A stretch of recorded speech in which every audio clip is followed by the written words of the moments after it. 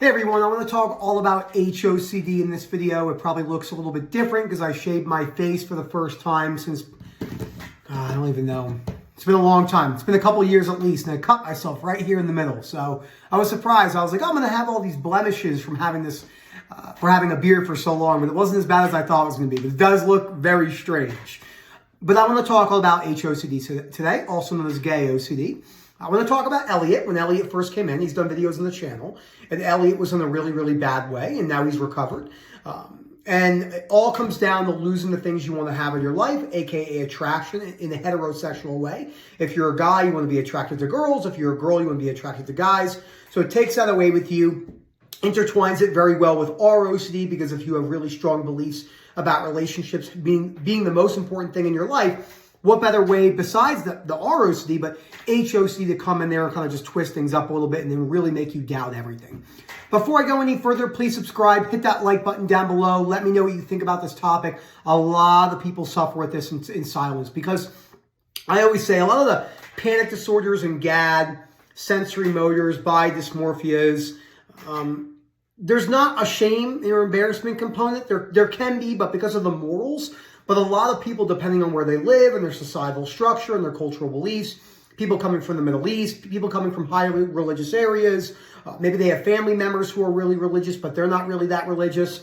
And gay OCD can be a very big shame factor because of the beliefs that they hold, plus the people around them. What if I'm judged and rejection, et cetera, et cetera. And if you're really struggling with HOCD, I'll just call it HOCD for the remainder of the video. Please reach out to us at phil@ocdrecovery.com, and we'll get back to you in a timely fashion. So when Elliot first came in, Elliot first started working with Rob, and then Rob passed him over to me. This was probably about almost, oh my gosh, I think me and Elliot spoke for the first time probably almost 2 years ago.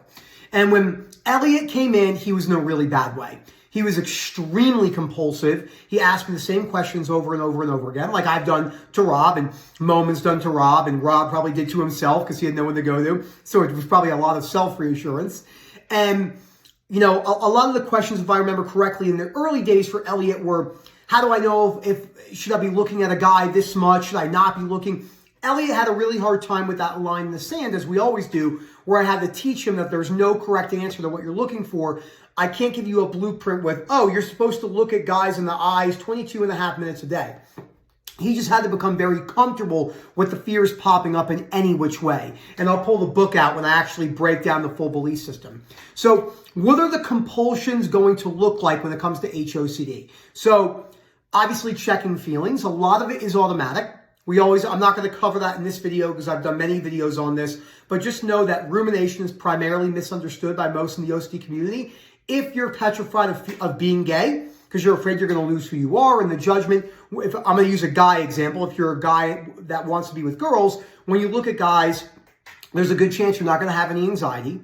This freaks people out. So you won't have any anxiety, which means that it's going to feel genuinely real, as if you're really gay, which freaks you out even more. And you're going to get aroused, groinal responses. If you're a guy, you might get an erection, et cetera, et cetera. No one wants to hear this stuff. It's the truth. Anytime you're around any sort of good-looking guy, you're going to be triggered. Anytime you see a good-looking guy with their shirt off on a movie or an Instagram, a fitness person, you're going to be triggered. I remember I turned the camera on with Elliot in the beginning, and he didn't even want to look at me in the eyes. He was very much, he's going to laugh watching this. He was very much looking like this and didn't want to look at me. And I'm like, look at me in the face, Elliot, because it was really triggering for him to have to do that. So you got to get in there and tweak in there. Exposures can be really good, but yeah, those are all the big ones. If you have a little bit of trans OCD mixed in there, you're going to feel as if you're the member of the opposite sex. It's going to feel as real as it can get. Moving with uncertainty is key. These are all the things you're moving with and breaking down, and not the belief work particularly yet. So be prepared to be triggered in those situations. If you're in a relationship currently, guy with a girl, but you're afraid you have HOCD with guys, be prepared to be completely turned off by your partner, the female, non-aroused during sex, disgusted when you're kissing, annoyed very easily, potentially depressed. Just be prepared for any sort of trigger, any avoidance behavior that you're doing, any way to change your life to not be around good-looking guys. Just classify that as an avoidance behavior. Make it easy for yourself. Now let's go to the book, because I want to break this down, the belief pattern. Okay, we're going to go to my favorite pages in the book, 96, 97. I'm going to get that tattoo on my body right here on top of my dad's, 96, 97. Okay, activating event, HOCD. The beliefs. Okay, it's absolutely terrible and horrible to be gay. I want to be with the members of the opposite sex. I want to have a normal family, you know, all the normal value stuff that we hear all the time. It's awful, terrible, horrible to be gay. I can't stand being gay. Life isn't worth living if I'm rejected by my community. Life isn't worth living if I can't have the things I want. It all comes down to values and what you want in your life. Although when we talk about values, it's usually coming from harm OCD and POCD and cheating. HOCD is value-based. Body dysmorphia is value-based because you're thinking from the bodybuilding perspective, I value fitness, I value the way my arms look, I value the way my abs look, I value that. That's your value structure. It just isn't as in the forefront of your mind than, say, a family value structure, but it still feels as real to the person, okay? And then obviously can be severe panic and anxiety and depression, but also with gay OCD, like I said, you're also being really triggered in the non-anxiety format. So you're looking at people and you're feeling all this stuff. You're getting the arousal, you're getting the shame and the guilt, all that in between. Anything that's an emotion or a trigger will have to be worn. All the going to the bars and seeing your guy friends, all of the Instagram, all the movies, all that stuff you have to wear as you slowly change your perspective over the long run, okay? And what happens is, once you have this cycle, and I already went over all the maladaptive, unhelpful behaviors, now we have to go back and look at the disputes, okay? So you have to look at your worst case scenario. I always tell people, this is an OCD sufferer in the metaphor.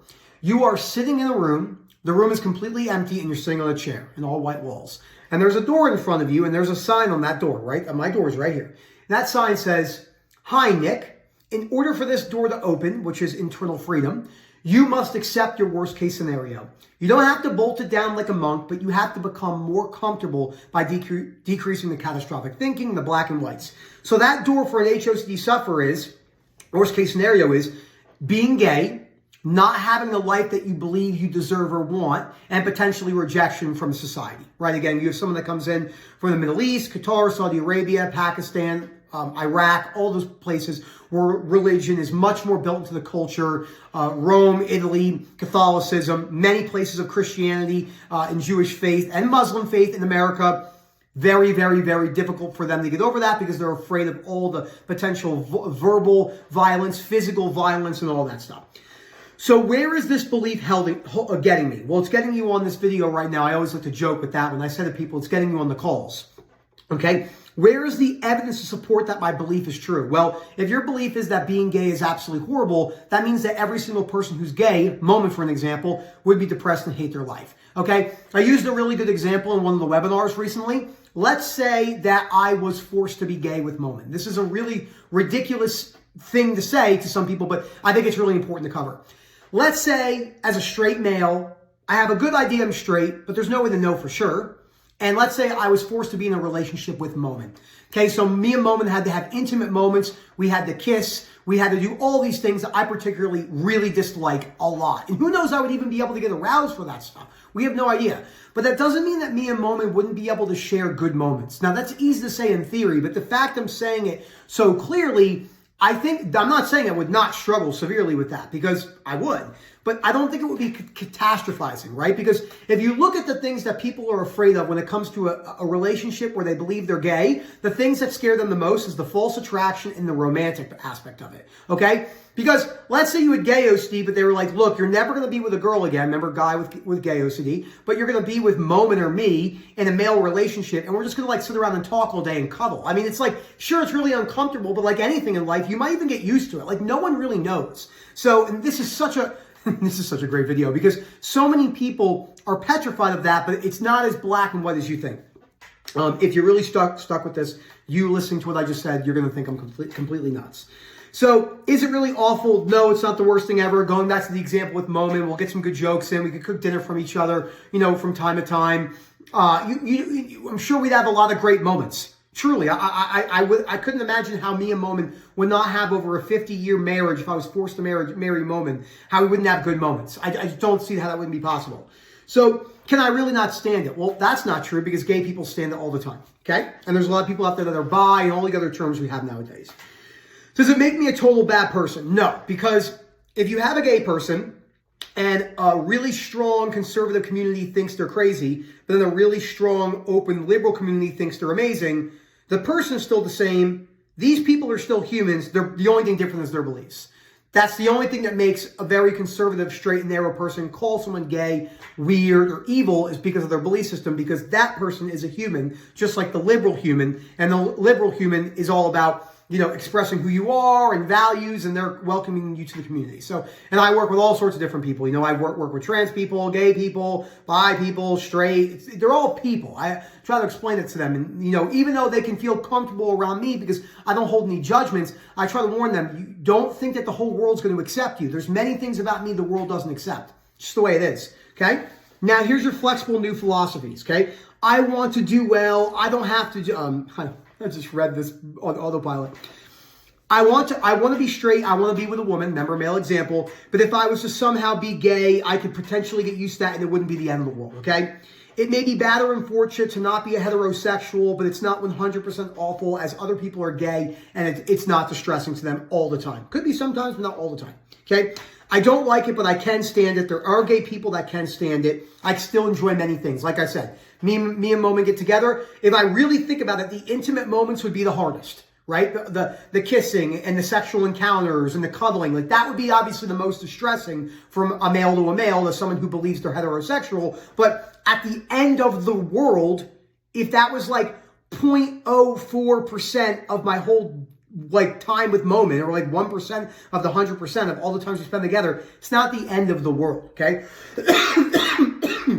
I can accept myself as a fallible human being, and then I'll never get certainty and so forth, okay? And that's where you get healthy emotions of concern, disappointment, healthy anger, healthy envy, etc., etc. So this is why, again, the reason why I use this book so much in the videos is because it shows you how important this is to break down. So I always tell people, remember, we're never going to get certainty on our sexuality. Even me being married to my wife in a heterosexual relationship, I have no idea what could happen. I could fall and hit my head tomorrow and wake up and feel really confused, the concussion, and be like, am I gay? Am I straight? I don't know what's going on. But none of that stuff scares me. Nothing scares me. That doesn't mean things don't frustrate me or potentially get me a little bit into anger sometimes, and I have to pull myself back out. But nothing has any chronic negative emotions anymore. So again, I'm pretty sure that if you told me right now that I was going to leave Erica and go live with a male forever, and I'd have to do everything I said, as distressing as that would be, and my lack of probably even being aroused, couldn't mean I would not have good moments. I think this is really good for people to hear, and Moment's going to watch this, and so is Elliot, and they're going to die laughing. But it goes to show you the fluidity of how I can talk about this. It's important to be able to talk about that, because people don't even want to talk about it. So thank you so much for watching this video. For now, if you're really stuck in the beginning with HOCD, you got to get comfortable with the triggers. Girl on girl, guy on girl. If there's some trans OCD, ROCD, get comfortable with disconnection. Get more comfortable with false attraction. Get comfortable with groinal responses, which is like erections type stuff if you're a guy looking at a guy. Because that freaks you out beyond belief, right? You're a male who's in a relationship with a female. You're looking at your guy friends. You're getting an erection. You're getting groinal responses. You are freaking out, totally. That's part of the deal. You're going to have to lean into that and change your beliefs on that. Thank you so much. If you're really struggling with this, please reach out to Phil at OCDrecovery.com, and we hope to hear from you soon. Have a good one, everyone.